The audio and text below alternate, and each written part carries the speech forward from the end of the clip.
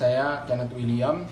Saya menyesal atas tindakan saya tadi siang karena saya udah membuat video TikTok yang seolah-olah Masjid ngeplay lagu DJ.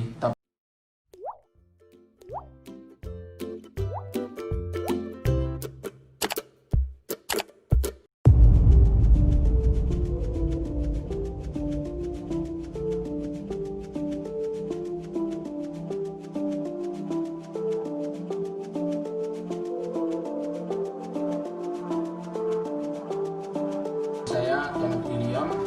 Saya menyesal atas tindakan saya tadi siang karena saya udah membuat video TikTok yang seolah-olah Masjid ngeplay lagu DJ, tapi sebenarnya Masjid tersebut nggak ngeplay lagu DJ dan itu hanyalah editan.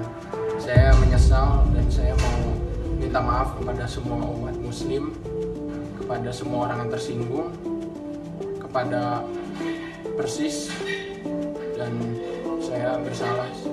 Saya nggak akan mengulangi perlakuan saya lagi. Terima kasih.